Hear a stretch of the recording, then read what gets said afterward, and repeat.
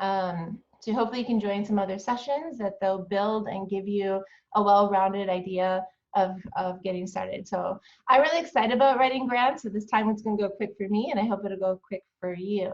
So then to start out, if everybody could just introduce themselves, their name, their association with campus, and what they hope to learn out of these sessions.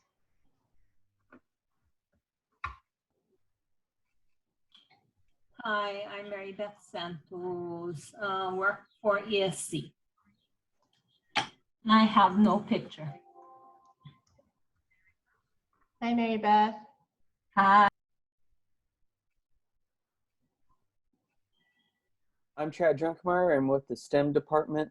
I have written one grant and would like to be able to do a better job on the next one.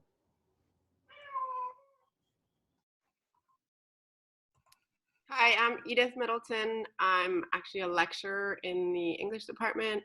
I've written some grants, and just like Chad, I'd like to learn to do better. Thank you.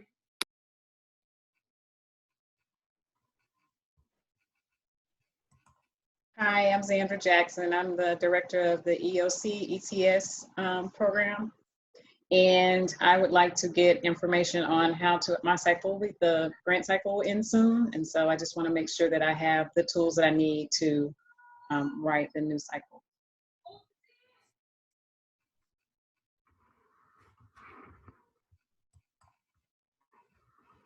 Hi everyone, I'm Leanna Horovitz. I am an instructor in history. I have an idea for a project, and so I'm curious about the grant writing process.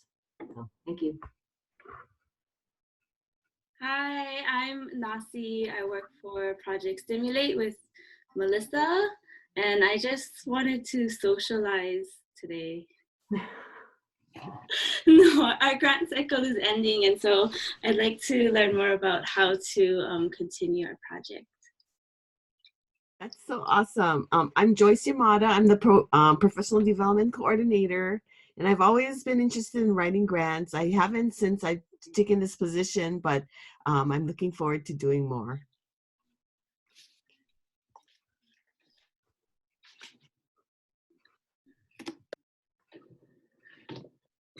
Aloha, happy Aloha Friday, everybody. What a beautiful day. I just love looking at the mountains here in Wailuku. My name is Lehuanani Bisson, and it is a privilege always to learn from my mentor, Melissa Bonnin. I've always been involved in grants in other positions, being part of the editing process, but never part of the writing. So this is my opportunity to do that. I have longed for putting together, putting to pen to paper an idea I've had forever as a single mom, which I call Family First. And I'm hoping that this is liftoff to my making that a reality. Good morning. Hi, Lahua. This is Constance. I'm part of the nursing program, and I was in the ocean at Baby Beach this morning, and it was so beautiful looking at the mountains. I totally agree with you.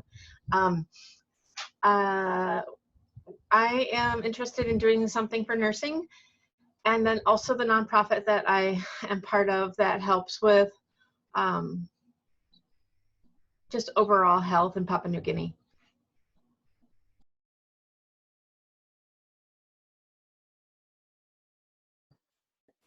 Aloha, everybody. My name is Ohua Morando, and I'm with Napua No'eau Programming and EOC Talent Search with Zandra. So I've been part of that program for the last 3 years. And the grant process, I'm really interested because the grants will be ending fairly soon after the next cycle, as well as the NPN Ho'olei grant. And just kind of wanted to get involved more. I think this is a really exciting time on how we can make improvements to the grants that were written previously. And yeah, that's what I'm interested in. So thank you.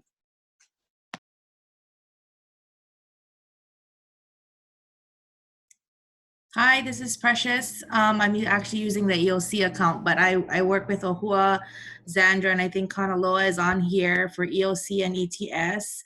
And this is my first time being part of a grant, any kind of grant writing process. And with EOC, the renewal for the grant coming up, I just kind of want to see the process and what's involved. So that's why I'm here. Hi, good morning, everyone. My name is Kanaloa. I'm with the Educational Opportunity Center and Talent Search, along with Sandra, Ohua, and Precious. Grant writing is relatively new to me, so I guess learning about the process and how we would go about writing a new grant for our program would be especially helpful. But yeah, thank you. Okay. Thank you, everybody, for sharing. Did we get it? We got everybody, right?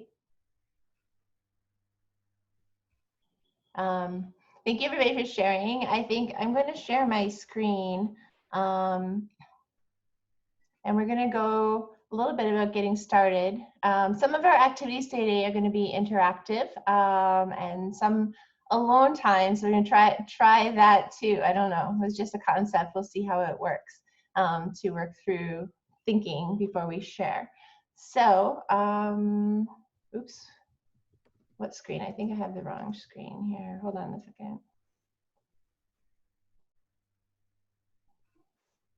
Maybe not. Okay. So do you see a screen with, I'm just moving everything to get started. Do you see a screen with slide notes, or do you see a screen just filled? Just filled. Okay, perfect. It's right. Okay, so, I don't know if my computer can do Zoom and, oh, there we go. So where do you start with writing grants? It seems overwhelming for most people, but I just want to say you start with your passion. So I never thought that I was going to be writing grants starting out. I never even liked writing papers in school.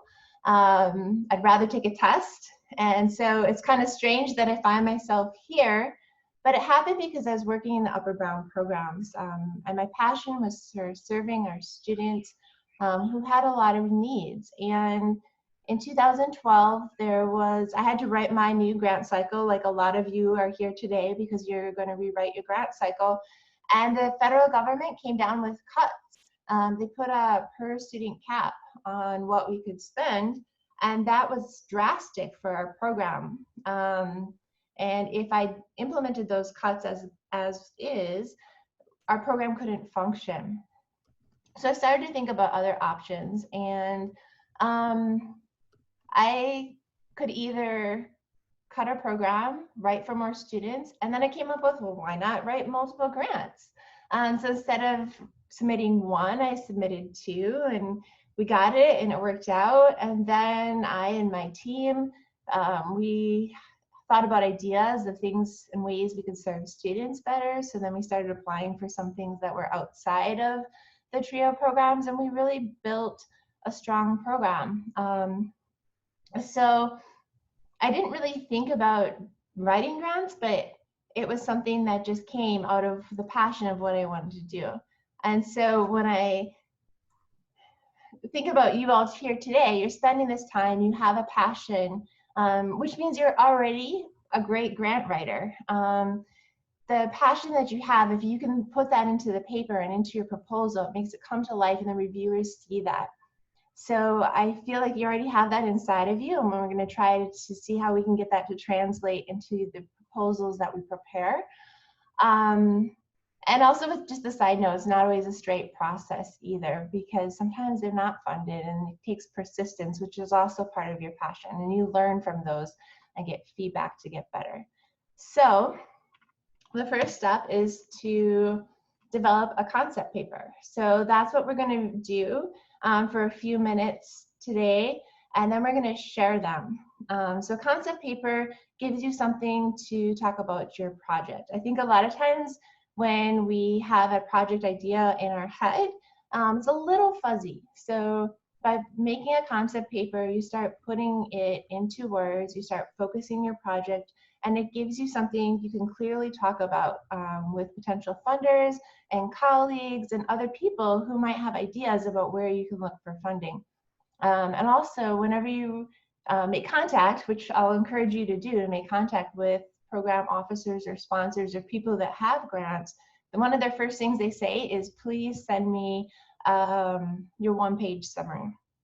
So we're going to get started so that you have something in mind. And what does it entail? It has a clear explanation of what you want to do. You define your target group. You state your goals. So this right now today, it doesn't have to be specific. Objectives are very specific and measurable, but your goal is the big thing you want to accomplish. And selling your project. So a sentence or two about the need, why it's important, can be helpful or a good thing to include in concept papers. So it's going to be your turn, and we're going to have a couple minutes to just answer these questions. I'm thinking about 4 to 5 minutes. So my idea is to put everybody into their own room, and then you can ask me questions, and I can pop into rooms for like 4 minutes, and then I'm going to put everybody in groups. I have a quick question. Yeah. Before we do that. The target group, is that like who would benefit, or is that who you're going to apply to? Oh, thank you. Good question. And sorry, I wasn't looking at the chat at the same time. I'll read the chats as we catch up. But so the target group, it depends on your type of project, but the target group generally is who you're going to serve. So for a lot of our projects, we're targeting undergraduate students or low-income undergraduate students or high school students or middle school students. There are research projects, and so your target group might be different if you have a research project. So your target group might be your actual research project that you're doing. So it's not the funder, it's more so of what your project's going to do. So even if you have research, a lot of times you might have a target group if you're in social science research, such as it's going to benefit people who are sorry, the distraction threw me off. My family was supposed to be gone, so for a minute I was thrown off. But so for research, your target maybe is more the research you're going to do, but who's going to benefit from that research? So if you're doing more science research, like in your instance, Chad, you'll have to maybe think about that a little bit more generally, like what's the ultimate benefit from this project? Does that kind of make sense? Yes. Okay.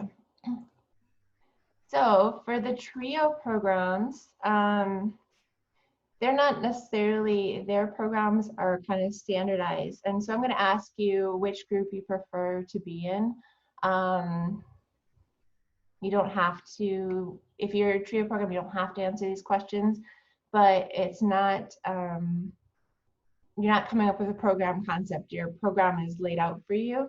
So in that case, there's hundreds, maybe even 1,000 applicants with the same program. So you need to think about how your proposal is going to stand out. And so it's, why do your students need this program more than other locations? What is innovative or unique about your project? And also incorporation of evidence-based practices. So I'm going to share in the, I'm going to stop sharing now. Now I have you all back.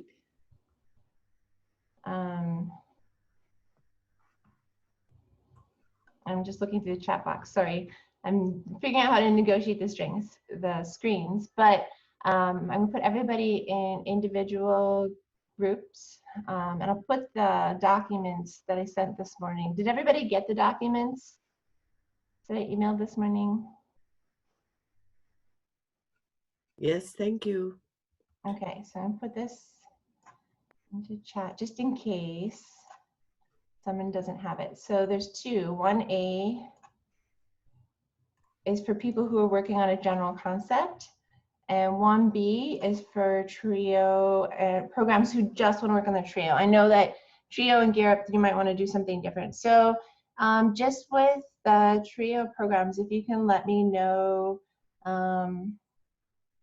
which group you're in.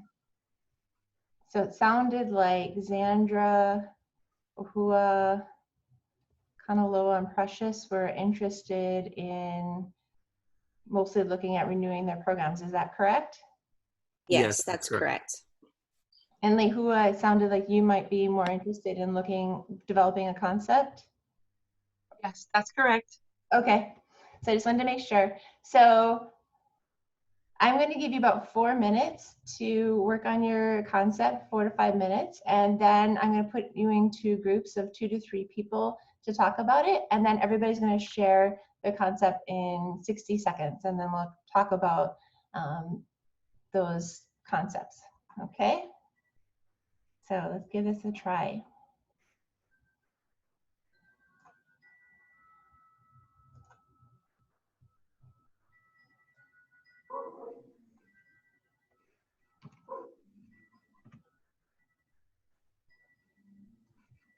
And just, if you have a question, just pop me a note in chat.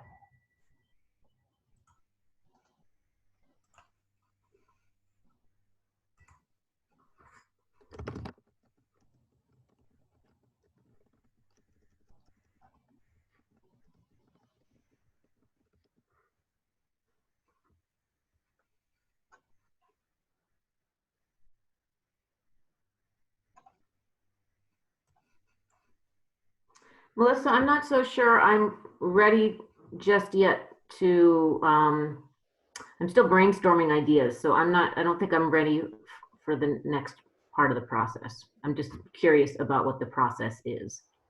So that's okay. If you could just think about something that interests you a little bit. You don't have to have it to go through this workshops. If you don't want to, you don't have to, but you can. Mm-hmm. Yeah, no, I have an idea, but I'm just still kind of articulating it to myself. And anyway, that's kind of where I'm at the moment. So.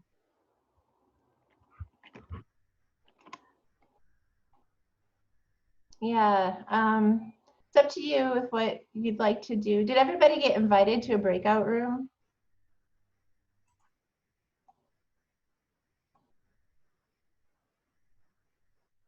There we go.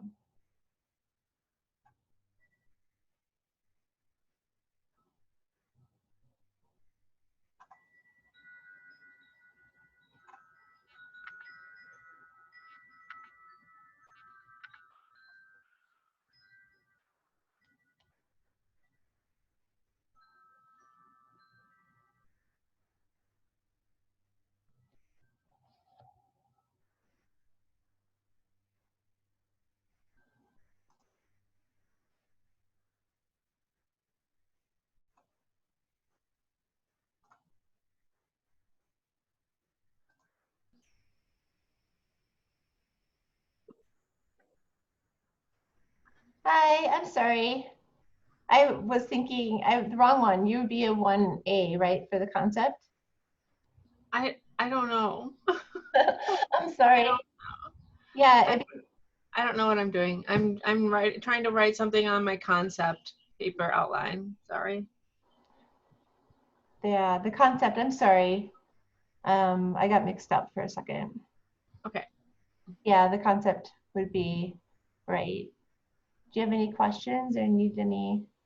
I wasn't sure what the answer was with the target of the people that I'm hoping to help. Yes. Okay. I think I'll just keep on working then. Okay. Thank you. Thank you. Sorry, I was a little vague on that. Hi, Lauren. Hi. I'm in a breakout room, but I don't think anybody's here. No, it's to be working on your concept paper individually. Oh, okay. I'm so sorry. I got pulled away. No, it's okay. I realize that there's a lot of pulls on attention. I know even with my partner walking back and forth, I just lost my train of thought because I was like, I'm not supposed to be here. So you got it in the chat, from the chat? Yes. Yes. Okay. Okay. Thank you. I don't know if I know how to leave this room, but I'll try. Yeah.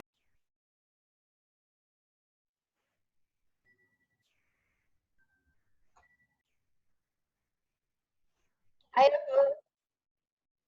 Hey, Melissa. I'm not sure if we're in a breakout room. I got into the breakout room, but then there was just a like blank screen. And then when I text Zandra, Precious, and Kanaloa, they too are in a breakout room, but we don't see each other, or we don't see each other at the bottom where it says participants in the chat. First, we're going to have 4 to 5 minutes on your own to answer the questions, and then you're going to go in a group. Oh, because I'm like, okay, where's the screen again? I downloaded the thing. Okay, so we just stay in that group until we answer. Right. Well, right now, I'm just giving everybody think time to think through those questions. Okay. And then it'll be discussion time, and then it'll be present time. So that's the concept. We'll see how that works. That's how it would work, like if we were there. So I just wanted to give it a try if we were all in person, because I don't know if people can answer the questions without having some time to think. Getting interrupted and all that kind of stuff. Okay. Okay. Yeah, but then once the 4 minutes, we're all going to come back and talk, and then we go into our breakouts, or we're going to go into our breakouts, talk, and then we're going to present. We're going to, I think everybody has to come back into the big room before I can break you up into the small room. And then you'll have discussion time to just talk through your ideas, and then we'll present. Okay. Okay, we'll see how it goes. We'll see. Thanks, Thanks.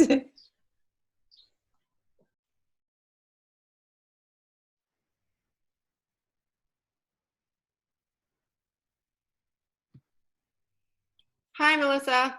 There was nobody else in room 2. Is that right? Yes. I guess some people got it, or some people were confused. There was time to work on the questions by yourself. Okay. So let me just say. Okay. I wasn't doing that.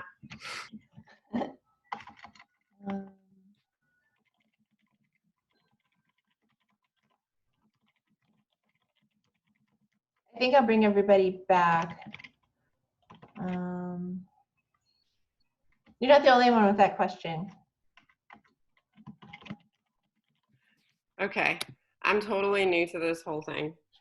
Me too. I just thought I'd try something new via Zoom. Oh, that was so cool how you can put it into, like, put people in other rooms, because we use WebEx I work at the DOE. Uh-huh. And I mean, I log on and, but I didn't know you could do like different rooms and stuff. That's cool. Yeah, maybe my concept fell a little short. My concept was, you know how you think, pair, share? Mm-hmm. So this is think. That was so cool. Maybe not. Like, I think half the people didn't understand. So. Well, I learned something new, so thank you. Yeah, just trying to do it all. Let's see, Brian.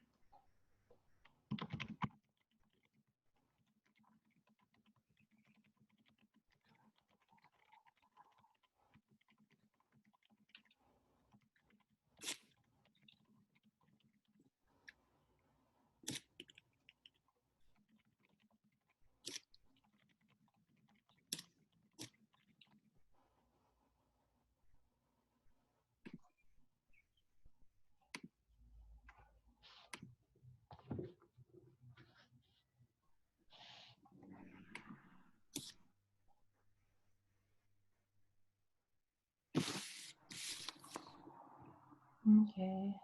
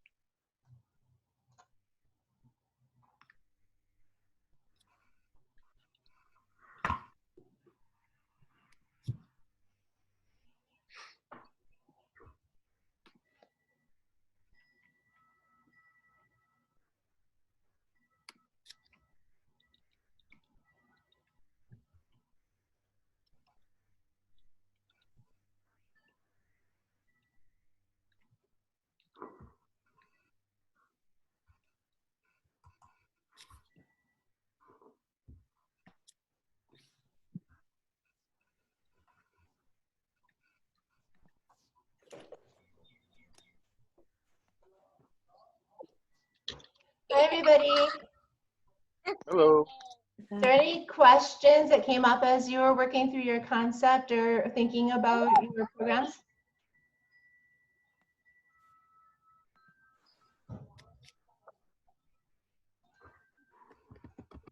For me, I have a question. I don't know if it's better to try to create a concept paper outline for a grant that's already out there, or it seems like I should have the grant first. Yeah, that's a good question. It can work either way. I think that as a starting point, if you can solidify what you really want to do, and then you can reframe it and make it fit for different grant programs. But there's other ways to do it. Sometimes people see, oh, I really want to do this grant program or apply to this grant program, and that's fine too. So it really can work both ways. It just depends on the person and also your concept. But I think if you're going to start talking to people and you have an idea in mind, then it's really good to have your concept paper together. And even if you start pursuing a grant, so at the end of this period, we'll look at searching and finding solicitations and answering them. But when you reach out to program sponsors, they're going to be like, send me your one page.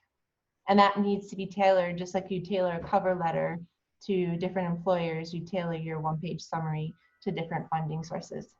I guess that brings me to my other question. As I was working on my concept paper outline, I'm like, I wonder if this is gear up or trio worthy.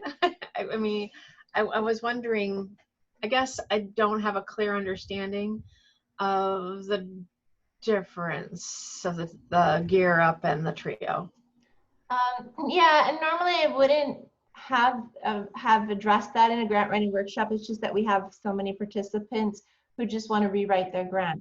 So that's a good question too. So sometimes people just want to find funding for their idea. Like, oh, I want to do research on this specific specialty in my area, or I want to get funding to do outreach to bring more people into my program, or I want to create this new degree program, or I want to expand my degree program to another island. So some people have those types of ideas in mind, but the TRIO programs come with a set of regulations, like this is what you absolutely have to do. It's like the federal government outlines, you have to provide tutoring to students, you have to do this, and you can only serve like students in grade 9 through 12, there's students in 8th grade.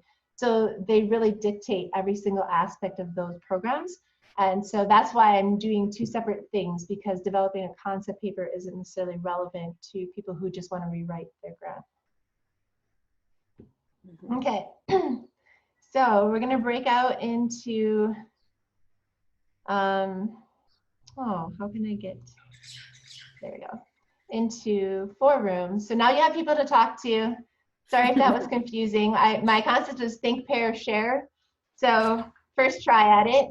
But now we're going to go into 4 different rooms, and so you have some time to talk through your ideas, and then we're going to share them. Everybody's going to have 1 minute just to say their concept. And if you really don't have a concept, that's okay. You can pass.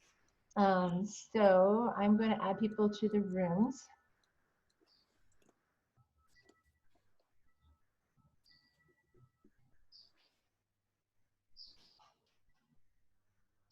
I'm just kind of going down the list except for the trio people. So.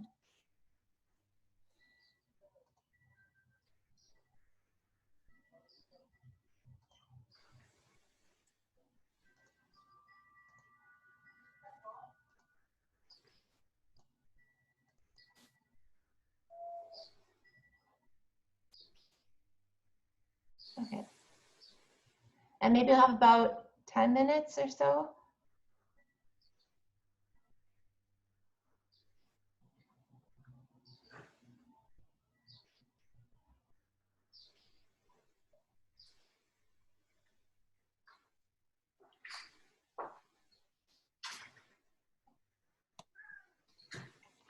Is that? Oh, the arrow.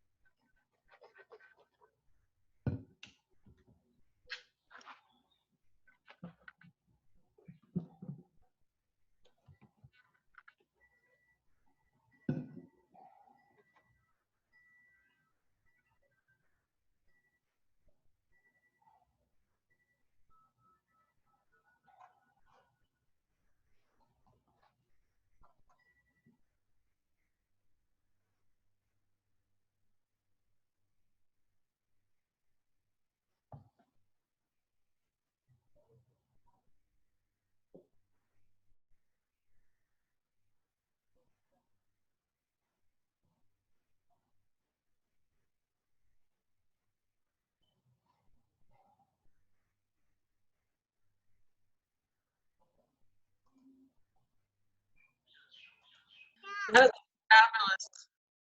That is a fabulous idea and something really necessary, especially at where we are on our island. I see Yes. it as a real benefit as a concept. I love it. Yeah, I wanted to ask, I was going to ask Melissa, because I think in the past I've talked about non-traditional students, but a lot of times, I think in our field, they're considered mostly, females coming into the trades or CTE, but I believe that non-traditional covers way more than just that. I think so. Yeah, I don't know a lot about. We could ask Melissa, but I think it's more than just females. I know. Oh, there she is. Are you in our room, Melissa? Yeah, I thought I'd bounce between rooms. So it depends on different things. So for the CTE programs, like the Perkins and in general, females are underrepresented in the trades and many of the CTE programs. So you're right. For you, Lawrence, females are underrepresented. For Lehua, for GEARUP, and for other things, they're not. Like women in engineering, for example, is another really target group. But we all know that women are, it's actually kind of men in higher education for general liberal arts and so forth that are underrepresented. So it just depends on the funder and your program. Oh, wow. Okay. Yeah, our Perkins indicators are low in the with women in the trades, but I don't know. Melissa, are you still there? Yeah, I'm here. Okay. Have you heard anything about Perkins as far as like, because I asked for non-traditional money and then it all got, I understand it's because of COVID-19, but they cut everything out of my grant besides the online materials that I asked for. Wow. Do No, you I know haven't heard anything about Perkins because Wow. I'm not so involved. Is that for the next round of Perkins? Or that for was the current? for this next year? No, the current one, all that is good. It's the new one that I wrote for the coming year. Oh, wow. I just was curious if maybe they'll readjust things and say, oh, okay, well, we can fund that project now or whatever, that grant, the part of the grant. Wow. It was kind of a bummer. That is Yeah. I had no idea because there's so many good projects and things that people were asking for this year with Perkins. So that's disappointing to know. Yeah, I thought maybe trying to ask, like I was telling Nani? Yes. Yes. Okay. Yeah. That maybe there was another grant I could ask for help for the non-traditional students. Yeah, it's something very worthwhile to look at. We're looking at this apprenticeship grant. I don't know if that might be an option too. Let's do with a short turnaround. I'm going to be looking at it more this afternoon. I'll see if we can maybe include something like that. If you can think about would apprenticeship like grants and programs work for you? It definitely would. I don't know how for some reason I've heard the construction industry is like booming here right now, but automotive is really in trouble because because they laid everybody off. All my students who are working got laid off, and I'm sure it'll come back. However, they need to apprentice to become Next level. Yeah, to level up, right? Yeah. Yeah. They become we had the journeyman. Melissa, I worked as the director of a grant at MEO here, and what Lawrence is saying was part of my grant monies. It was, oh my gosh, I just went blank. I can't remember the name of the grant. It was a federal grant that MEO had been awarded for 10 years when I took over. And part of the leveling of my case management was to grow the participants to an apprenticeship level. So monies were part of that grant. What was it called? I'm so sorry, guys. Out of sight, out of mind. But in that grant, for example, if I got a person a job at the coffee fields and this did happen, the coffee fields in Kauai Coffee, the next step was to put them into an apprenticeship program, and the monies in that grant did that. So two of them went up. One went into an apprenticeship program for electrician. you know. So I'm just saying to Lawrence that that does happen in a grant. I've worked in a grant where that was a case. It was beyond, of course there were the eligibilities for these people to be in the grant, but the next step up, one option was apprenticeship, one option was education. In fact, a couple of my clients were students at UH when I got this job. And the other was not employment, the other was CDLs across the state, putting them in those programs. So I know that there's grants that are like what Lawrence is saying, that the funding is progressive. I can't think of the names. My goodness, shame on me. Okay, I'm going to go to another session. Lawrence, I'll try to. Southeast. Oh, I And think so, oh, hi, Melissa. And so, oh, hi, Melissa. We were talking about our projects, about how some of them take a lot of money. Yes, they do.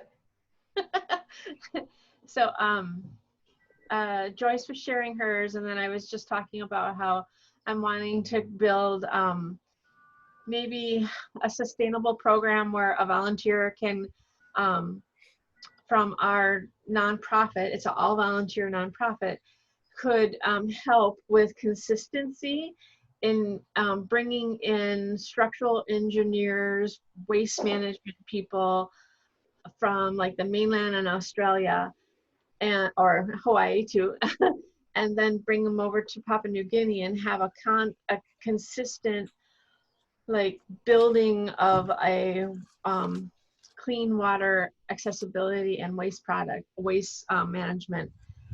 And then while that's happening, also have those volunteers continue the education we've been doing at Papua New Guinea. I was telling Joyce just now that I've been in Papua New Guinea 3 times doing medical missions.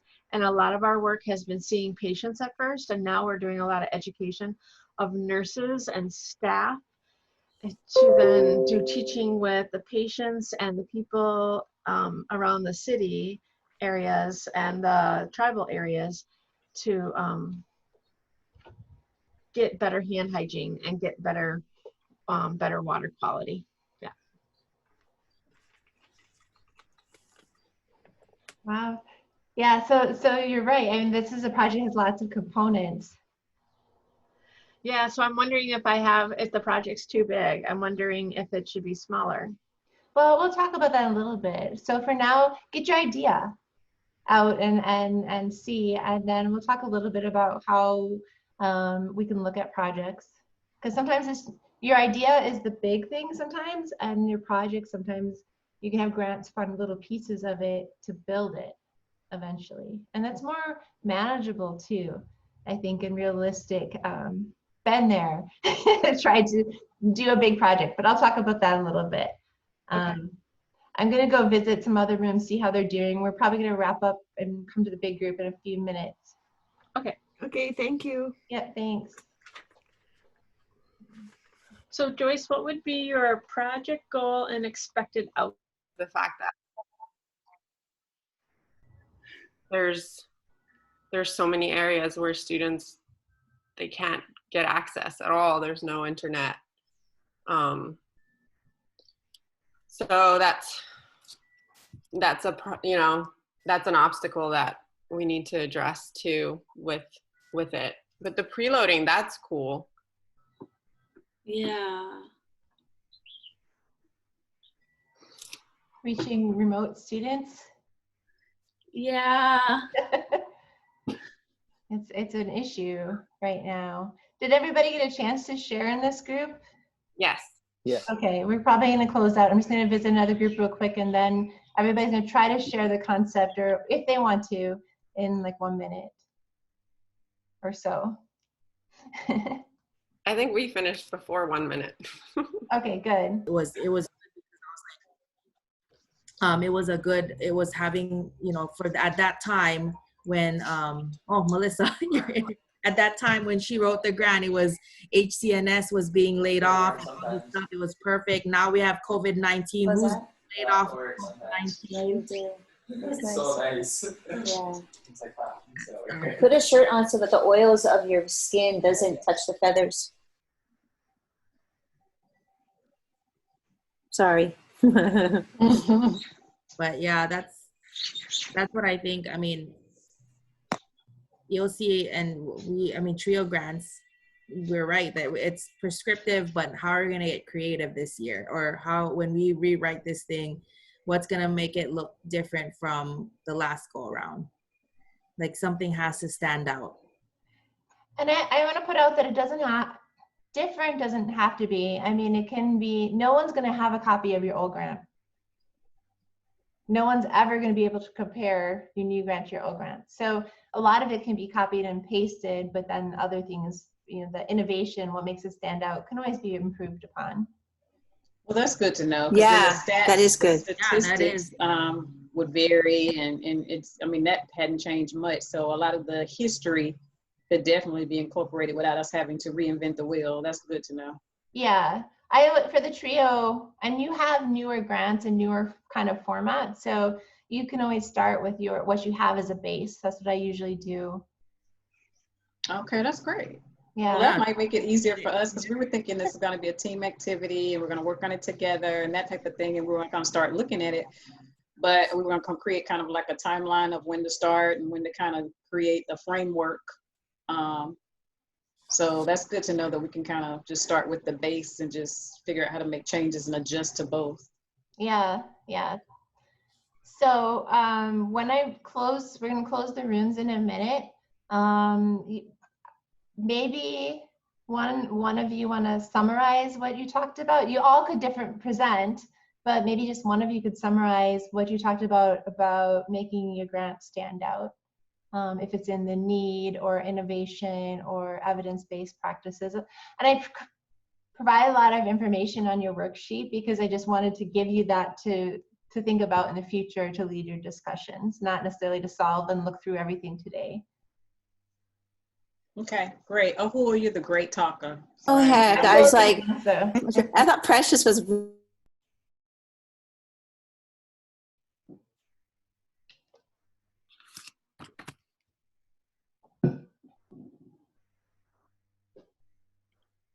Is it wherever you go, Melissa, that it records?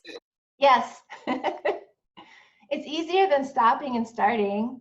Yeah. Some people ask me to record it, so I don't know. It's all kind of new for me. It's new for me, paying attention to all these different things. I have a lot of respect for everybody who does this on a regular basis because I'm new to being the host of a meeting. Let's see. They give this time for everybody to come back. I'm so glad you're doing this again because I missed it the last time. I had signed up last time. I don't remember what happened, but I couldn't go. I think it was in person. So when I saw this, I was like, yes. Well, this is good. I mean, it's a good thing to do online. Maybe there's aspects that we can do in the future instead of just a one full day workshop. So. Okay, I think everybody is back. So if everyone wants 1 minute or so to present their projects or their project ideas, I know for EOC Talent Search Group, we're gonna have one representative talk about what they talked about, setting their projects apart. So evidence-based practices, need, and innovative ideas. And then everybody else is just going to be saying what their project is. So a brief explanation, target group, what you want to achieve, your goal, and why it's important.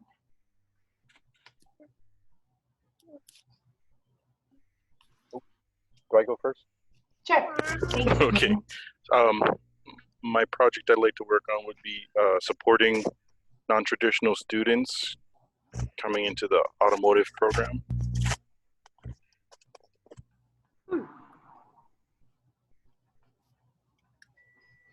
And what is it? Oh, okay. Sorry, what were you going to ask? Oh, go ahead. I think there was other parts of this question. I'm sorry. Sorry, Sorry, what were the other parts of the question? Oh, The what do you, questions. so you want to support non-traditional students in the automotive program. Yes. Goals or why this is important? This is important because it gives, well, like I think we were talking in the breakout session that mostly all the help I've seen come through for CTE for non-traditional students is for women, and it would support women, but it would also support the non-traditional students that fit the other categories as well, with financially and educationally support them, because oftentimes they'll need help, like if they have young families or they're older and they're coming from a different part of another industry and they decided to switch paths. It would help them be more successful. You? Thank you. I was in the same, good morning, I was in the same breakout room with Lawrence, and the other thing we talked about on his grant idea was the need for that particular industry needs that support to grow here, because automotive is no longer a time of grease on your fingernails. It's so progressive and electronic now, and Maui needs to be part of that growth. It's an industry that is clearly not going away, but we do have to be able to be competitive and provide that kind of education experience for the up and coming folks in that industry. Yes, thank you very much for helping with that. Melissa, mine was what I mentioned earlier in the introduction, is I wanted to look at how to create a nonprofit organization that the target group would be for single parent families. And the goal of the project would be, well, two goals that came up in our short session was to establish a one-stop resource center that provides educational, interpersonal, and creative learning opportunities specific to single parent families.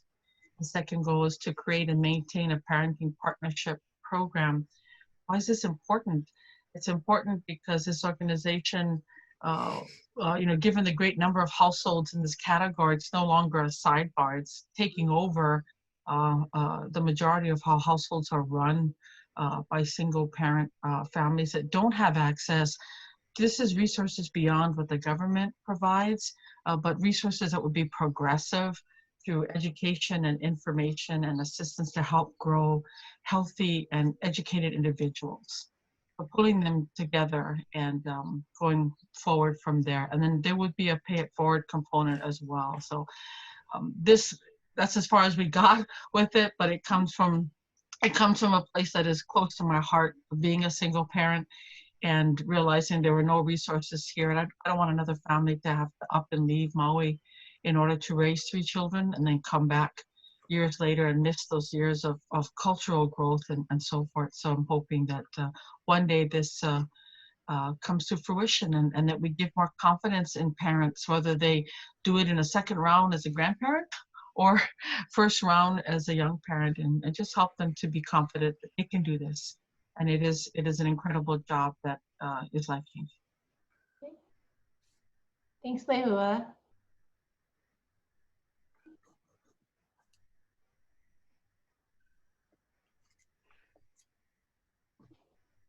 Oh, okay, I'll go then. This is for the EOC and talent search breakout session that we are having. So our grants are going to be ending after this year, after this next fiscal cycle. And so we were discussing new innovative ways to try to stand out on both sides, because EOC has been part of the Maui College structure for forever, since 30-something years.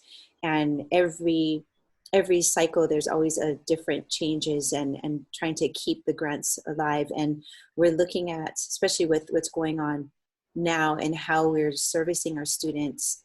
And this needs to be added into the EOC grant, as long as what's going to happen nationwide with other EOC grants. I'm sure they're going to be innovative as well, and how to meet these students' needs, especially the students that we're targeting, which is our first generation low income students. And so we have to try to find those innovative approaches and methods to really be able to service the students. So that's one thing, is looking at how we are servicing now, what we have done and adaptations that we have done currently and improving on those in meeting their students.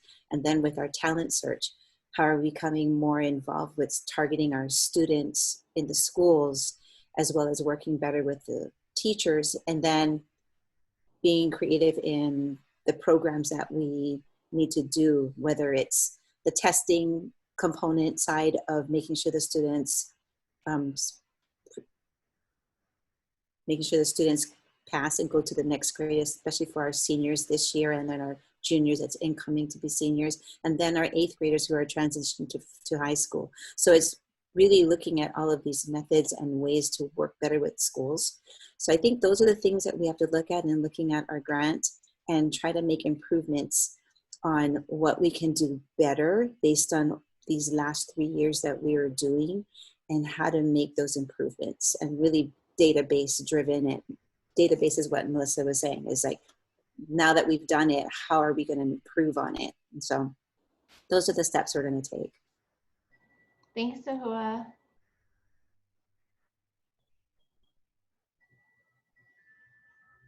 Who's next? This is Chad. I am thinking about further developing the math and science of the kitchen upward bound course I piloted last summer.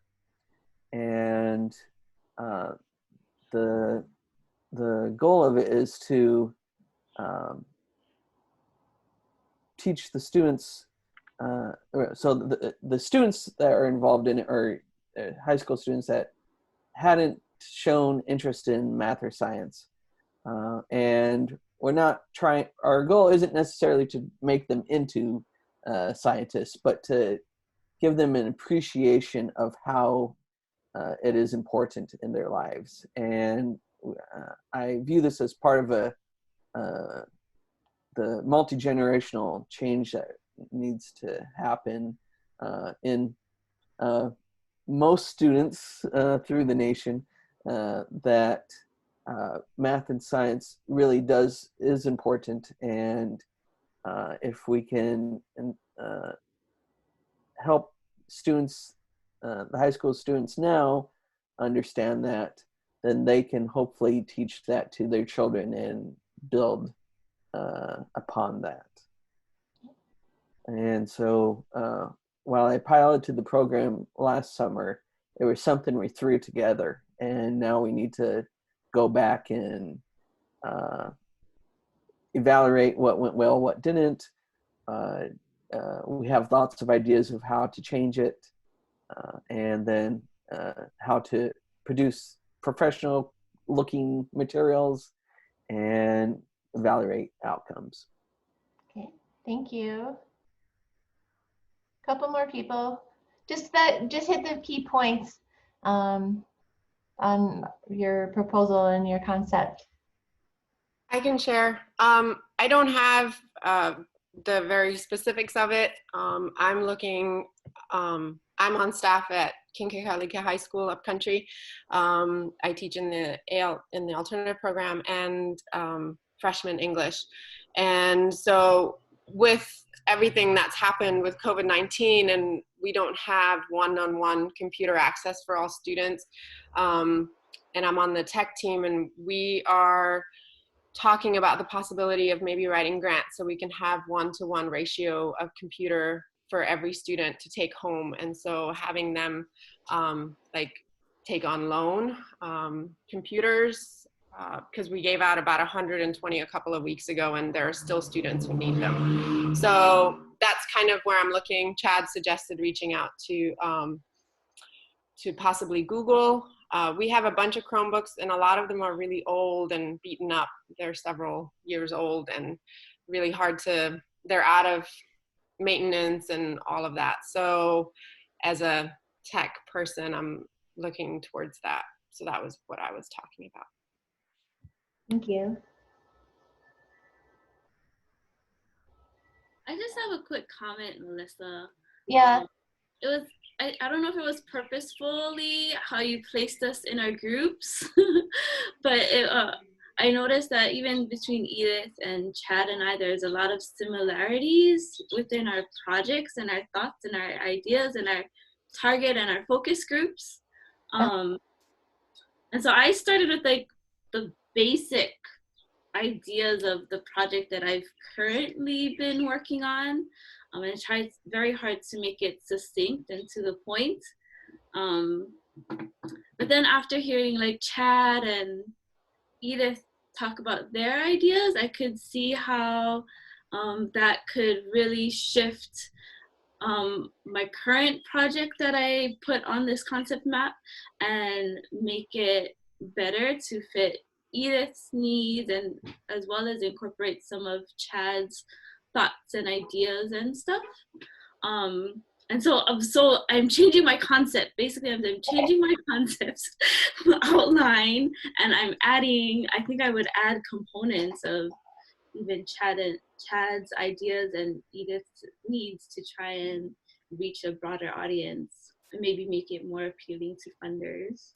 Yeah, and I think that's a good point. The more people you talk, you start with a concept, you share it with people, and then you refine it and you keep refining it. So the more people that you have that have input into your idea, the stronger idea that it would have to be, I think, in some ways. So it's a good point.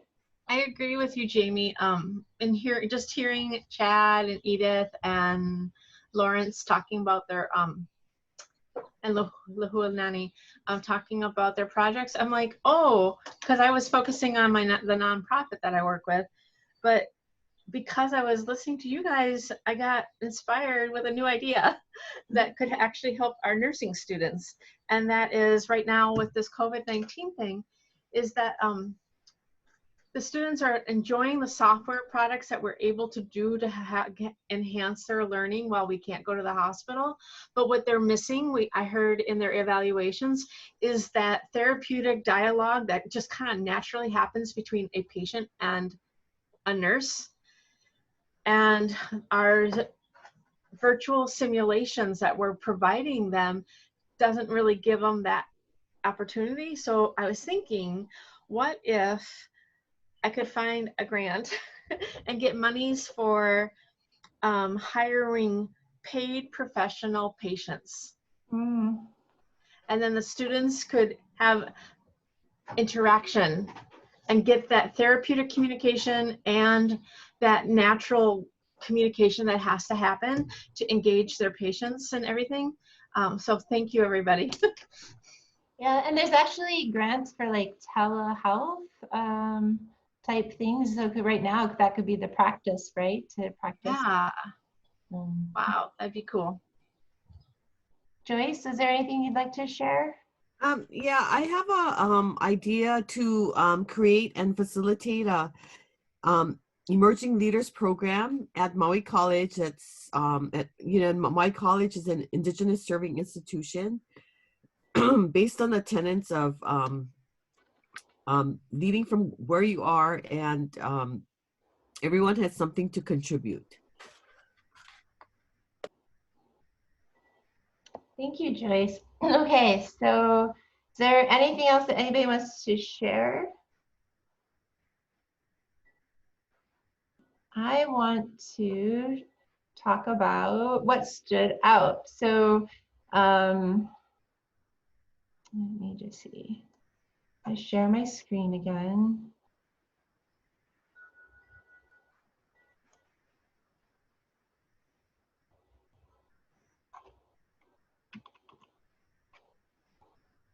Sorry, I just have to get.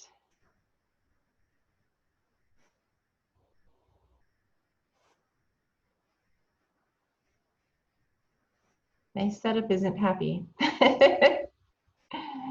between this. Oh, there we go.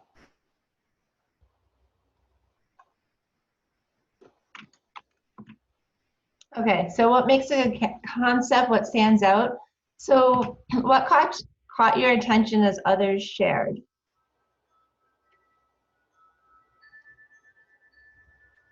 I think for me, Melissa, what caught my attention is the timeliness. The what? Everything, the timeliness, everything everyone brought up. Like certainly want to support my the trio arm in every way I can, because that simply cannot go away. We can't start something and not finish it generationally in the learning process, and that's vital. What's going on in the automotive industry, what's going on in the health industry, you know, what's going on in the high schools right now. I think what struck me was the timeliness of everyone's ideas and concepts. It's just, it has to happen in one shape, form, or another in order to keep Maui vital. Yeah, so there's a high need, and it's something that's answering a problem that's really current. Absolutely. Yeah. What else stood out?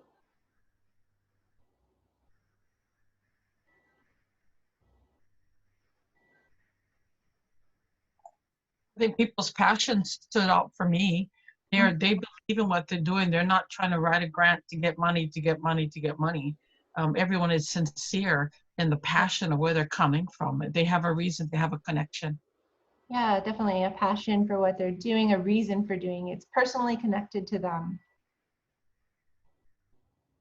Yes, I noticed that too.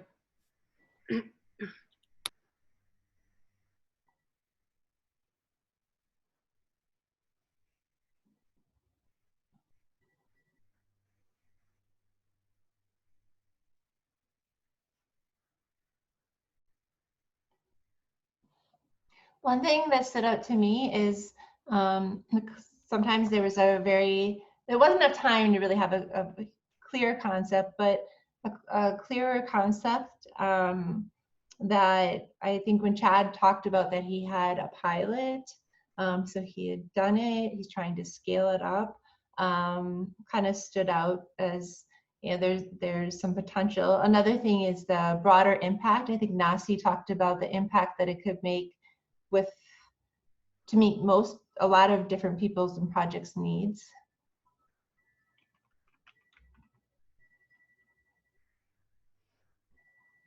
Anything else that stood out?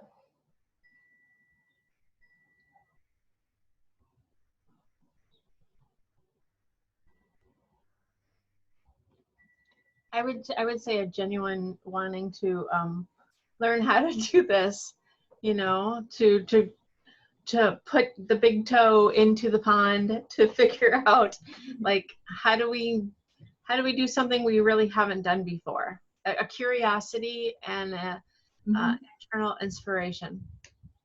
Definitely. So I think, you know, in the concept paper, you get an idea of selling the point. One thing we like to talk about is a need or a gap analysis. You want to show that there's like this desperate need, or this is really timely, we have to do it right now, to make the readers really, the grant reviewers who are reading your proposal really feel like, wow, we have to do this. So this compelling need is important. Personalizing it, bringing it into real life stories, or why it's important locally, integrated with some data that shows the need helps. Enthusiasm, passion, and then just being really specific about what you're doing. So we're going to talk a little bit now about the big picture. So the first is project planning, which kind of ties into, you know, trying to refine your idea. But the idea is, does it have to be all done at one time? I think is the first consideration. That's one thing that I learned fairly early in this process. That is actually with the Project Stimulate project. And some other people in team had this idea that, okay, we're going to do a summer programming, and we're going to do teacher professional development, and we're going to make flipped modules, and we're going to do an internship program across 3 sites in Hawaii to like 100 kids every summer. So we submitted this $1 million proposal to do all this, and big surprise, it wasn't funded. But we got good feedback that there was some merits to the proposal. And then we found smaller sources of funding. So we developed some of the curriculum through Kaikina Okala that had some, we helped them meet some of their objectives by developing curriculum. We funded some through the Upper Bound program. We funded some through some money through campus to offer professional development to teachers. So we piloted it a few times. We piloted the summer program 3 times. We piloted the professional development through other smaller sources of funding. And then we were ready to resubmit it, and we resubmitted it, and we got the proposal. But this time we had the curriculum already developed. This time we had everything in place where we could implement it quickly. So when you think about your project, and your grant reviewer is going to be looking at this too for scoring it and asking this question, is it realistic? So you can think about that it can sometimes be broken down into smaller projects.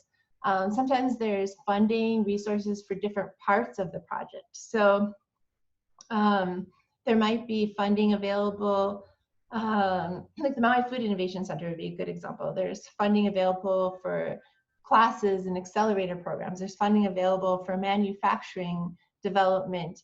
There's funding available for research. There's funding available for making a value-added product. So there's different sources of funding that can sustain different parts of the project, and you build it in pieces. The other thing to consider is timeline. So your need has to be in line with the time that you have the grant. So sometimes that can be out of sync.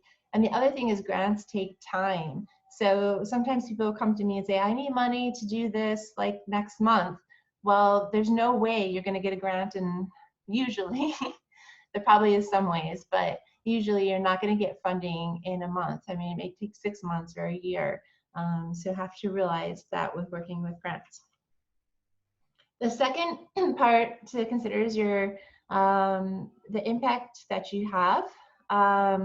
So you have your project, you have this idea, you want to do a lot of good, and you have, you'll have your solid concept and your explanation and your passion. Then you have your direct impacts, that you're doing good for your participants, if you have them, for students. If you're doing research, you're doing good in advancing the knowledge that of what works, or developing new things, or you're building capacity for the institution. And then all our grants are nestled in our campus.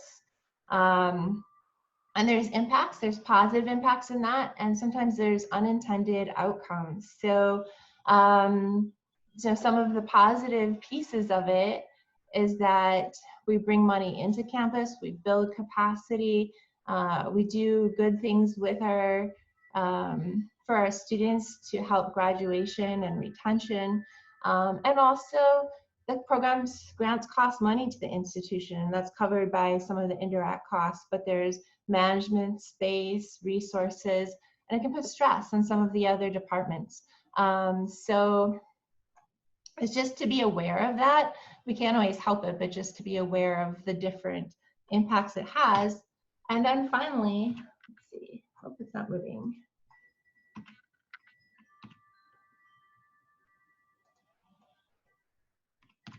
There we go.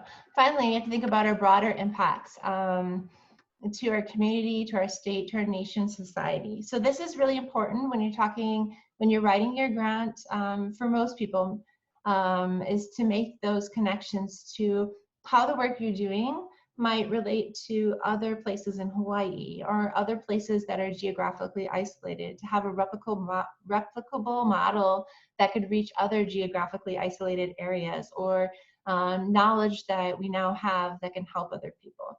So those are things to think about with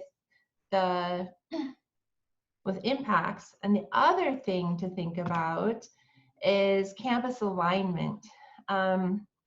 So is my project appropriate for our campus? And so that's the third consideration with impacts in the bigger picture. We have the strategic directions, and I bring this up because for our accreditation, they want all grants to tie into the strategic directions.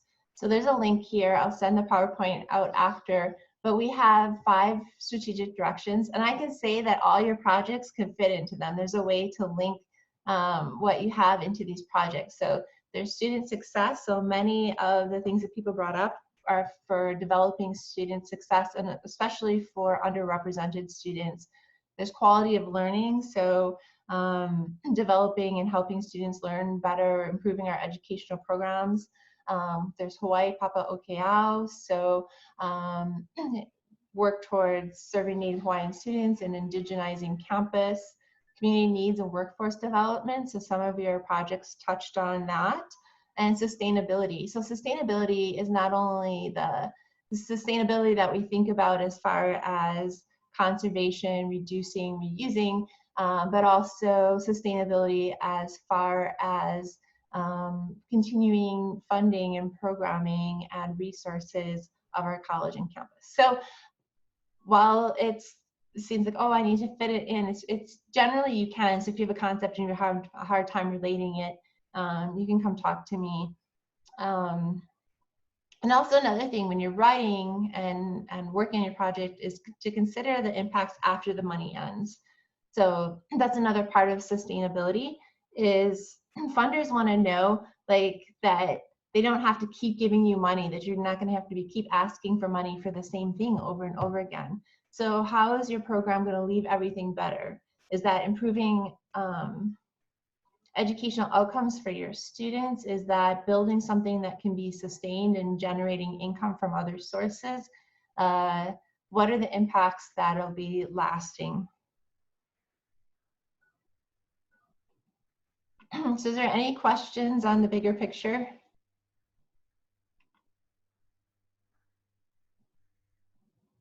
Nope, that all makes sense. Thanks for making the building the bridge between our ideas and aligning with the college. Yeah, I'm going to skip this next step. Instead, we're going to do something together. So let me stop sharing. Okay. I'm sorry, just reading through some of the comments. So what I'd like to do, and this kind of ties into finding funding and aligning it to campus and all our needs, is to take a quick energizer break and reframe a little bit. So I saw something really, really funny on Facebook. There's a post where everybody was describing their people that they live with at home as their coworkers. I know it's kind of a break, but it does tie in. So, for example, I live with my 5-year-old child and my partner and my cat. So for me, my coworker talks all the time, from the moment he gets into work to the moment he leaves, even while he goes to the bathroom. But there's a tent here. So when he has his own meetings on Zoom, which he does have, he wants to go in his tent so I can't hear him and that I don't interrupt him. So that's my situation with my coworkers. I have another coworker who lives here too, and whenever I start a meeting, it seems like he needs to get his lunch from our refrigerator that's in my office. So if someone else wants to go. I'll share. It's Joyce. I have a coworker. I have 2 human coworkers and 2 animal coworkers. And one of the human ones, he often, when I'm on Zoom, will come to where I am. I'm actually in my changing area, because that's one area where I can shut the door to keep my coworkers out and keep the noise, you know, to a minimum. But anyway, this coworker constantly, and I'm not sure why exactly he does this, but he'll bring different things, like a cup of water, some crackers, you know, things that normally I wouldn't be snacking on or eating or even needing at that moment. But my coworker, and you know, I think it comes from a place of kindness, but yet can be a little bit distracting. And my other coworkers, the animal ones, they love to like paw at my door and make a lot of noise.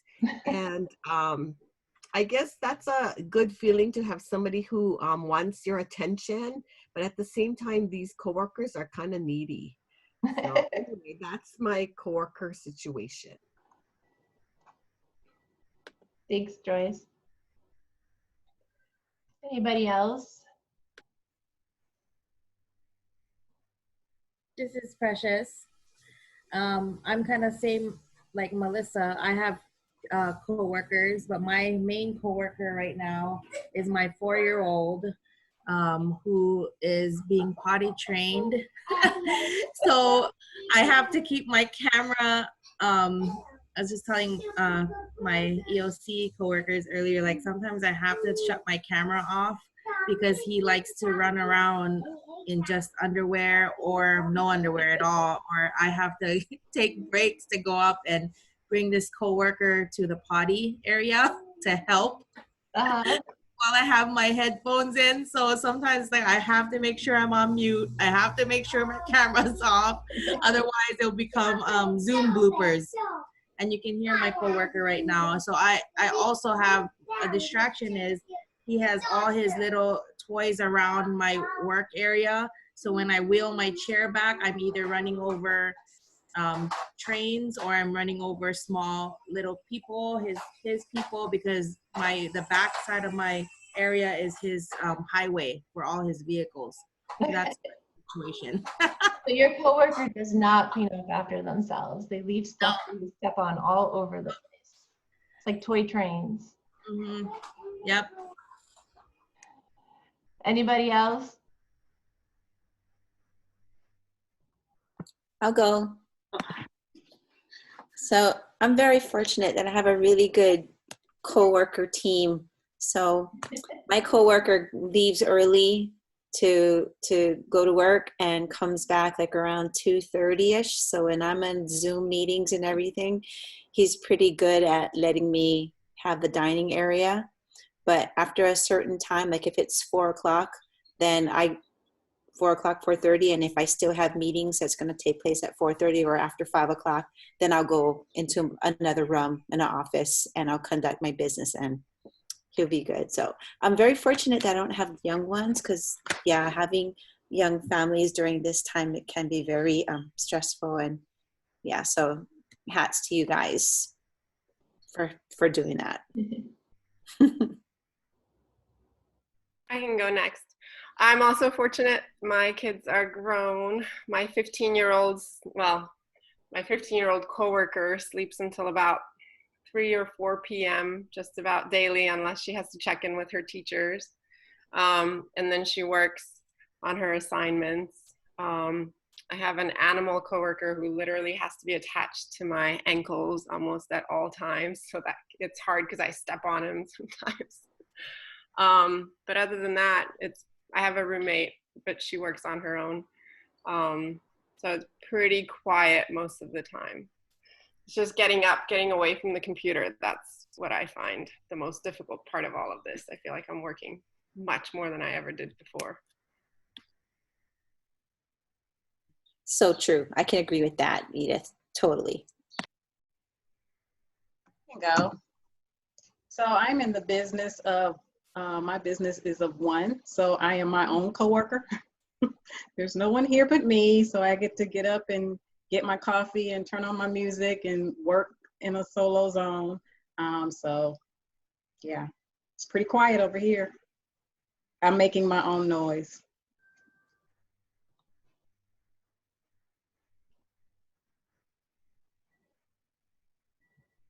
So this is just an example. It's kind of funny when you think about it, right? And on the conditions that we all work in, it's all different, but it's also an idea of reframing. So your project in many ways can be reframed to match, just like our coworkers and our home people and home life can be reframed in ways that are really humorous. Our grants can be reframed and our ideas can be reframed to match the strategic directors, to match the funding resources. And so just think about that. And if you're having trouble with that, I can try to help you. And maybe there aren't some that fit in, but I think in general, we can brainstorm in ways that it can match if we need to. So any questions, pressing questions before we move on to finding funding and wrap up?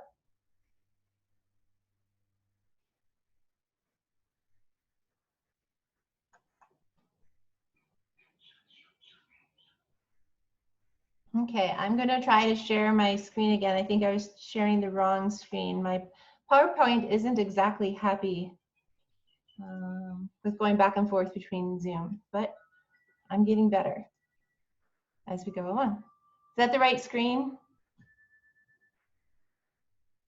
Yeah, it looks beautiful. Yes, Okay. looks great. So where do I find funding?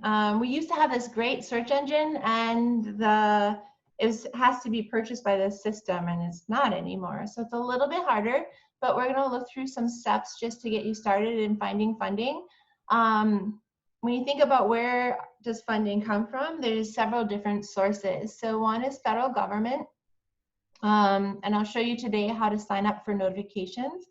So like National Science Foundation, the Economic Development Association, I think that's what it is, USDA, so the U.S. Department of Agriculture, Department of Education, those are all branches of the federal government that have funding. There's state and county agencies. Some good ones that people get funding from quite often are like the Hawaii Tourism Authority and the Office of Economic Development, OHA, so the Office of Hawaiian Affairs, are all good state and county agencies. Then there's foundations. There's some sites you can look at for private foundations. There's pros and cons, like the federal government solicitations tend to be a little bit more involved to apply for and tend to be a little bit larger programs. State and county, I think, are really good starting places for people to find funding because their submission process and proposal preparation processes are not quite as involved. And there's a little bit smaller, more manageable grants. So it's a good place to just start. Private foundations, I haven't done a lot of applying to. Sometimes it can be simpler, but it's more about developing connections. Sometimes there's nonprofit organizations or industry that also provide grants. So for example, in Hawaii, the Castle Foundation sometimes is a private, is it private or is it nonprofit? I'm not sure, but they provide grants sometimes, or there's different, like Kamehameha Schools provides grants. And sometimes industry. So sometimes people will come with an idea, and it might be good to check in with local providers to see if they are interested. Like sometimes insurance companies like HMSA is a good place that we can sometimes get funds from. So we're going to do this together. We're going to look at the, and I'll put it on my screen, but we're going to look at the ORS website. Does anybody know what ORS is?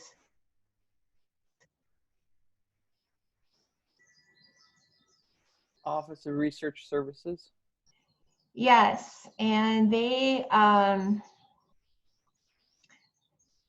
help with everything grant related, but we don't have a representative on our campus and they're really busy, but they have a really good website that provides information. So when any of us submit a grant, we don't have authority. Not even our chancellor has authority to submit a grant. The authority is delegated to the Office of Research Services, and they have to review our grants and review eligibility. So when you're thinking about a grant and we have questions that they need to answer, I can connect you with them. But their website is great, and that's a good place to start for searching for funding. Let's pick a concept to maybe look at for some funding. Well, I'll show you the website, and then maybe we'll just kind of look at something together. So let me stop sharing this. And I'm going to share this screen.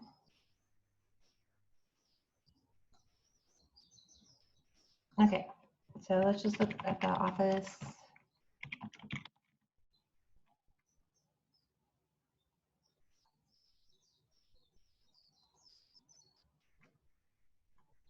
Okay, so this is the website. Helpful links, if you go into search here, and you can go look at federal, state and county, and other areas. So let's look at federal first. Can you share your screen? Yeah, share your screen. Oh, it looks like it's sharing to me, but I didn't press the final button. There we go. Thank you. Do you see it? Yes, thank you. Okay, thank you for letting me know. So here's so search is here. And I went to search. If you just click on search, it'll show you links to different things. Now, actually, grants.gov is a good search engine. It's a little complicated, but you can search. So let's see, what could we look for? Like, someone throw out a word. Like, what are you interested in? Technology. Yeah, technology, laptops, computers. Technology, or maybe distance education, education for underrepresented students or low-income students. I don't know if this is too broad, but we'll see what comes up. So there's the distance learning and telemedicine grants. The first one for Constance there. They might be bigger programs, but so then you can get information about grants and you can click on them and you can look for them. So this is grants.gov and I follow this link via the ORS page. And you can search by keywords. You can search by let's see, where is it? Agencies. So if you know that you're looking for like a Department of Education grant, you can narrow it down by that. But I'd be open to different ones. So grants.gov is just for federal grants. So that's one possibility. Does everybody have the resource? Let me open my thing.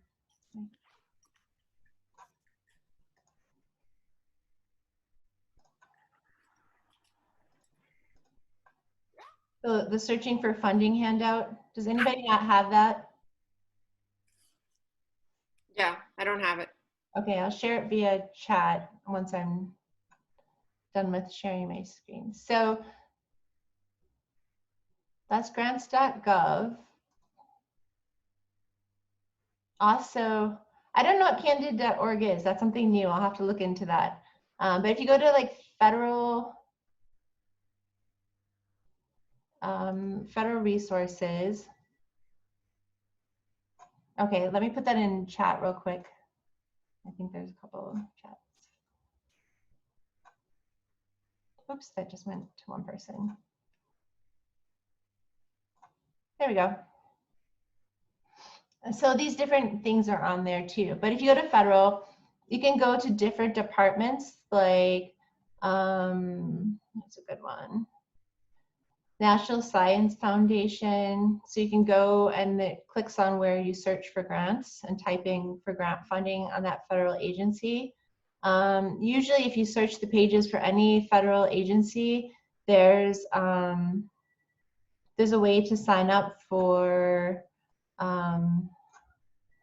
notifications right here. So here's the sign up for information.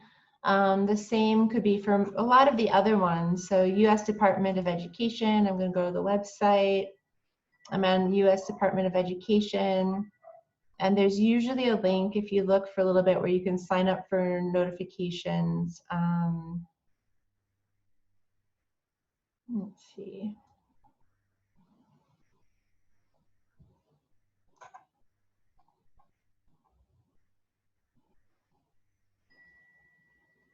Subscribe to email updates is the bottom of the screen. So sometimes it's in the small print up down the bottom. Every department's different. But like I sign up for Department of Education, I mean, my reach is a little bit bigger and the things that I'm looking for. But I sign up for Department of Education, USDA, National Science Foundation, so I get updates every day. It might be overwhelming for you. You might want to think about what agency specifically might be more applicable to what your project is. There's also links to state and county government here. So different offices. the state government.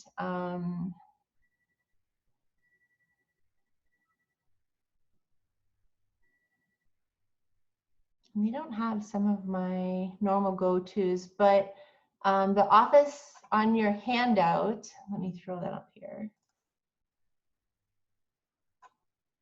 Can you see the handout now? Yeah, okay. So for the handout, for state grants, there's some, like the Office of Hawaiian Affairs is a good one to look at. Hawaii Tourism Authority has good grants in areas you wouldn't necessarily think, like culture, or maintaining and keeping cultural practices going, conservation, event, or no, it's not events. Maybe there's some events, some that tie into tourism, but they have some good grant opportunities that I think people should go for.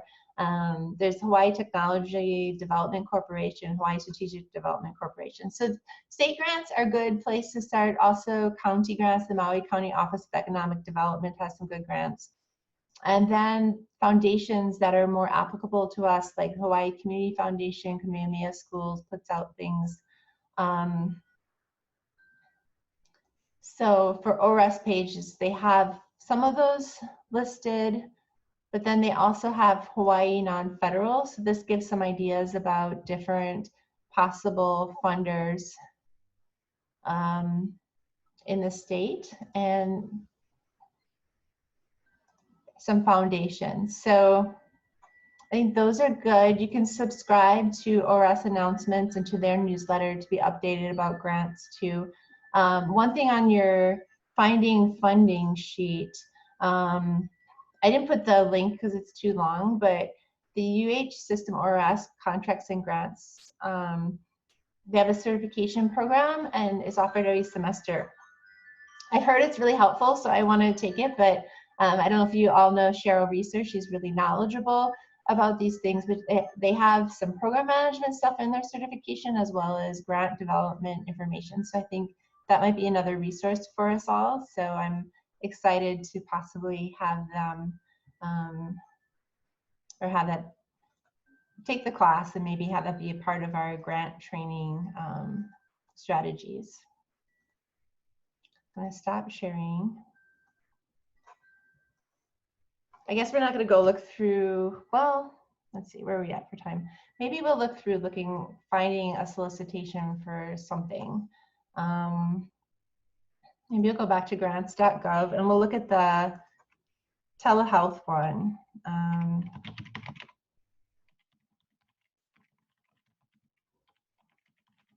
I'm not sharing anymore, am I?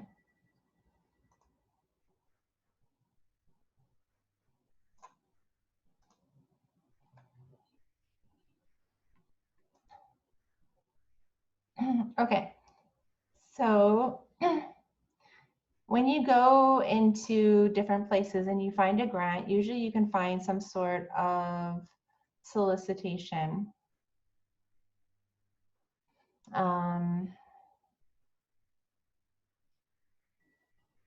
Let's see, what might be a good one here. Well, look at this.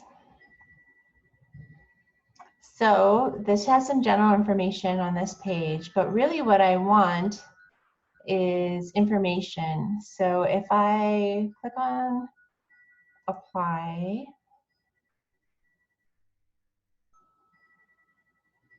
do I have to log in? I think there's a way to get the information without.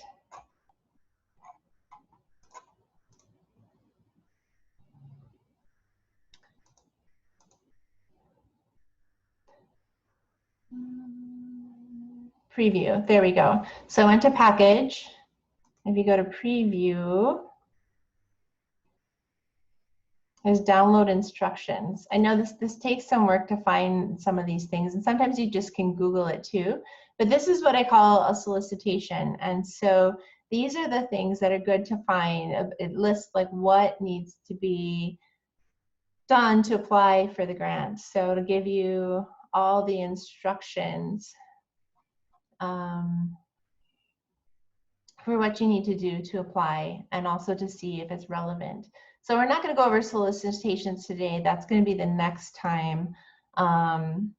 But that's one way to find them. The other way that you can try to find solicitations, so if I would go to like National Science Foundation.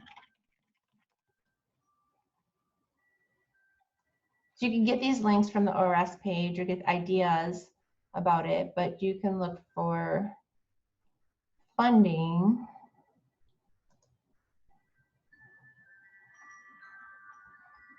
And let's see. That's not what I want. Well, maybe. So this is browse funding opportunities. So I can look through, and they all have that, like Department of Education, you can look through funding opportunities. It might make you a little crazy look through them all, but you can find something like, here we go, ASL, Advancing Informal STEM Learning. And again, if you read it, it has a little bit of information about the program, but then they have the solicitation. So it's important to find the solicitations so that you can read how to apply for the grant. So I think that's the first step, is looking for funding, and then next time we'll talk about reading the solicitation. So if we go to like the Office of Wine Affairs,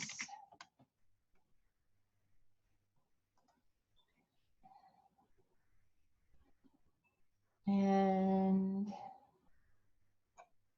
I'm in resources, grants, programs.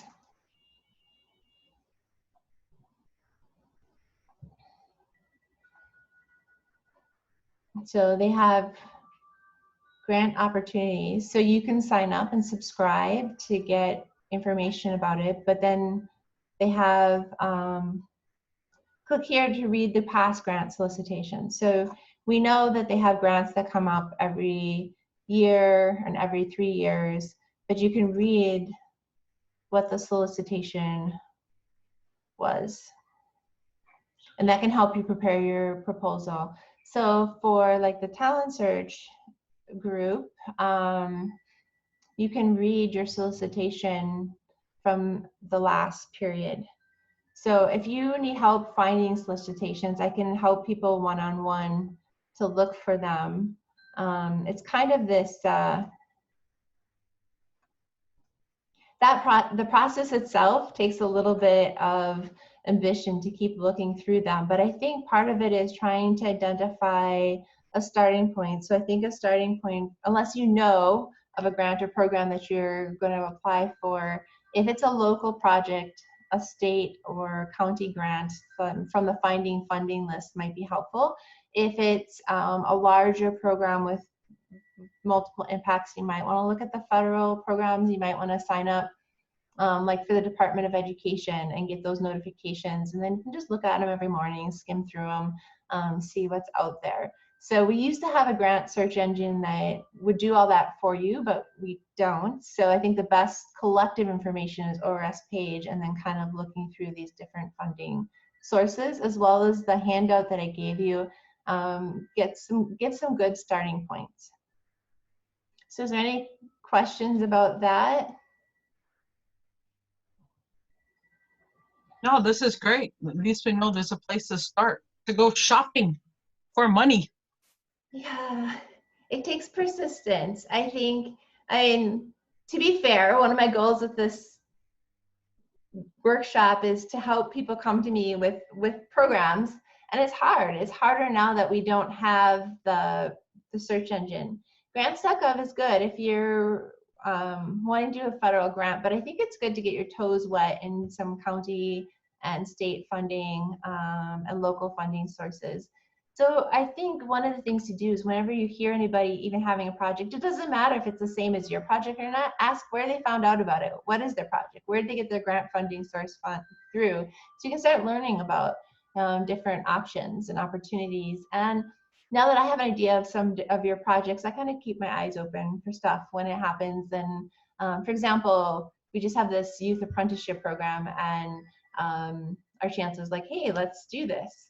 And so I know who to reach out to who would be interested in doing that type of work, right? So that's kind of what we do. I think, and I know this might be a little much to ask because I'm kind of thinking through this, but maybe if you have some time between now and the next session, if you're able to attend the next session, to think about looking for a solicitation or program. So if you find a grant that you might want to apply for, it doesn't mean that you have to go for it or anything like that, but just to find a solicitation that we can review the next time. And you can send me emails for ideas if you're having difficulties, and I'll have a general one that everybody can use too if you can't. But it might be more meaningful if you have a solicitation to a grant program that you are actually interested in applying to.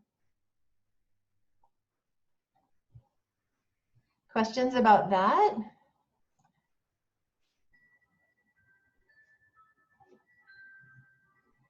Okay, let's see if I can get back into my PowerPoint.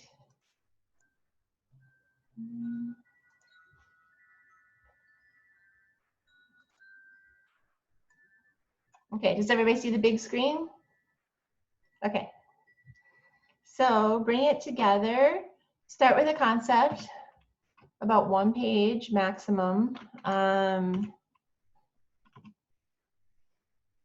Considerations, this is the same things we talked about, a well-stated idea, compelling presentation of data, which is basically the need, that the scope is reasonable, that you're not proposing this huge project, that it proposes some kind of impact or how it'll keep going or it'll have a benefit that's lasting after the money ends. Because grantors don't want to see projects that they're going to have to keep funding every year or every 5 years. Well, some are built, the TRIO programs are built for that and GEARUP, but that's different. And then aligns with the funding source. So to find target funding sources, talk to others who do or are doing what you want to do. Look at recent awards. So all those things like the National Science Foundation, USDA, Department of Education. If you see a program that you're interested in, look at what's been funded recently. They always list them. And you can even make contact with some of those programs. A lot of times they're really happy to talk about the exciting work that they're doing. I've generally had good response when I reach out to people. Also, once you have a concept paper, to share it with people, other people, and talk through your ideas. It helps you build a stronger concept and clarify questions that aren't clear. Oops, that part didn't come up on my screen. I'm sorry, but there it is. So is there any questions?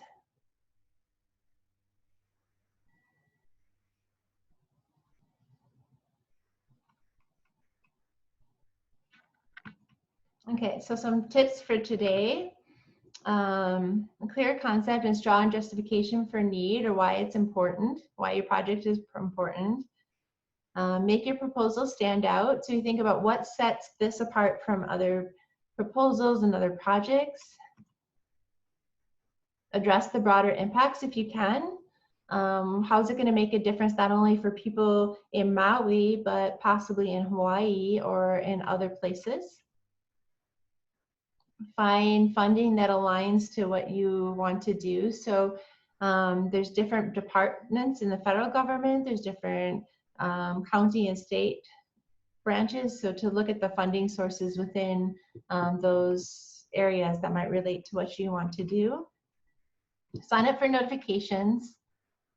And also be open to projects that are not a perfect match.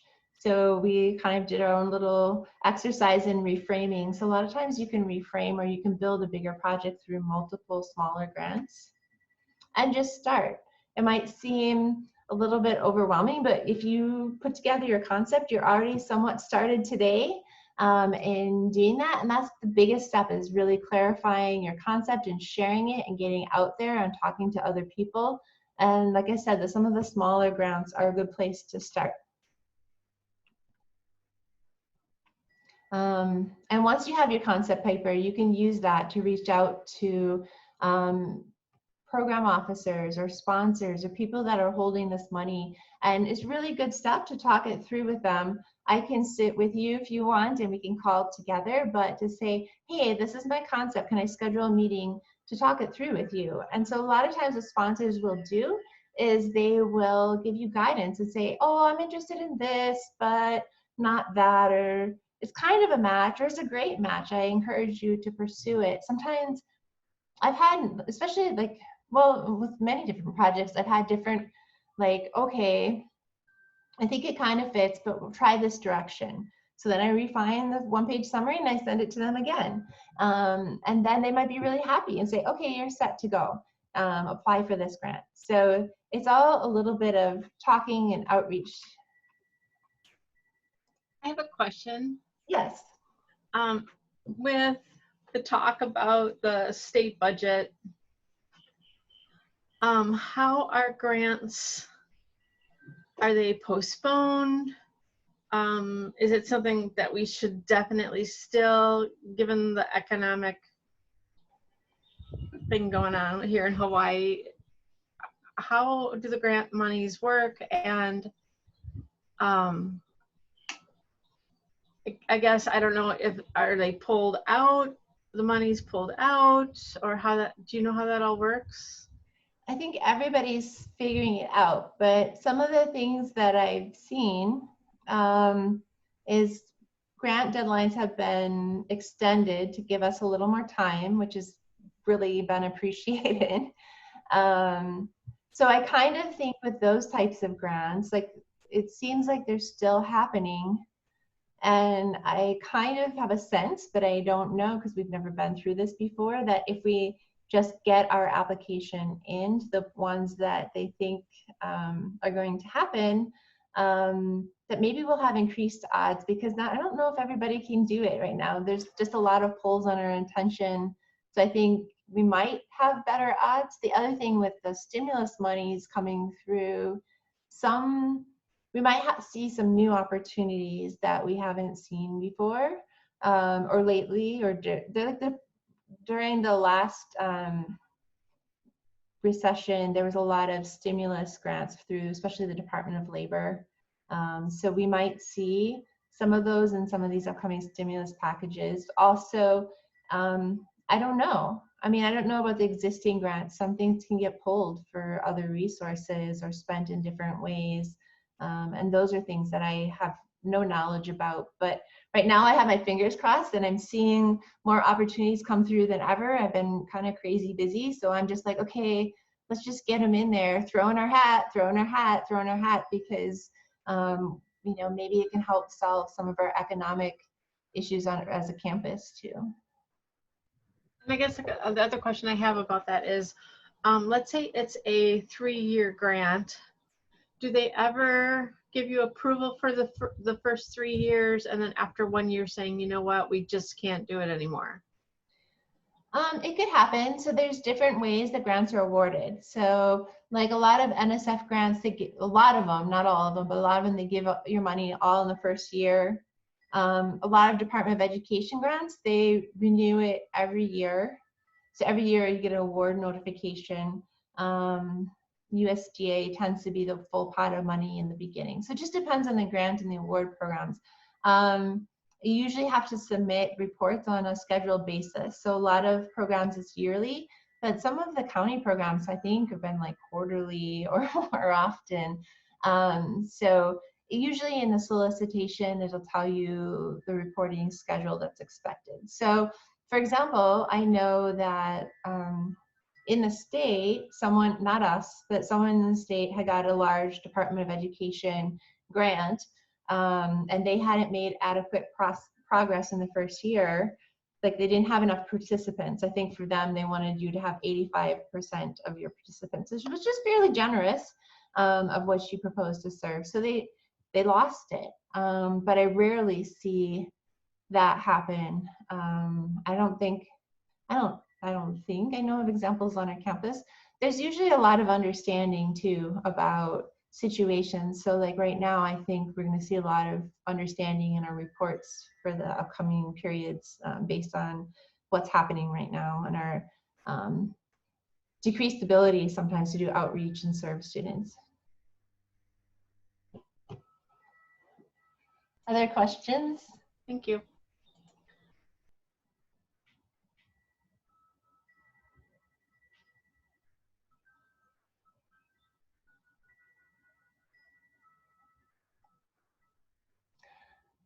Okay, well, I appreciate all your time. I scheduled another time, I think it was May 8th. Can you make it?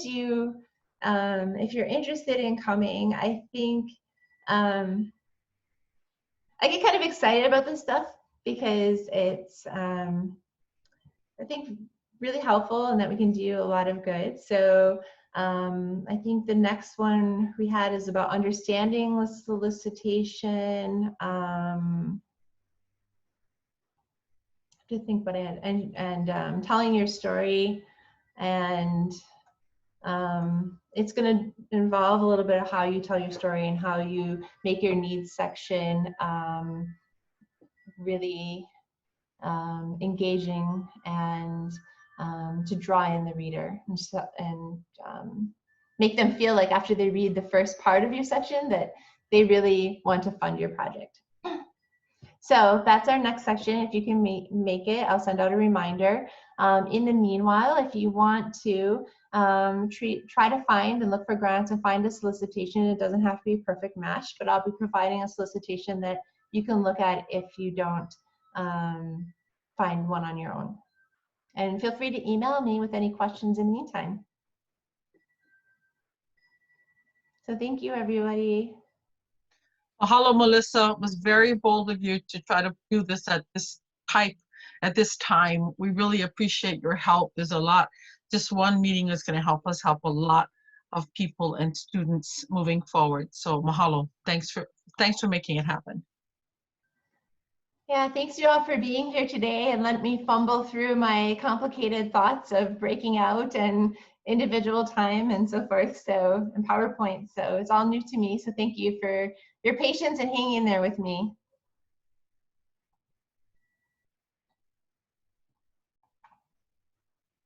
It was great. Thanks, Melissa. Thanks, Nasi. Thanks, everybody. Bye. Aloha, everybody. Have a great day. Bye. Stay safe, Bye. everybody.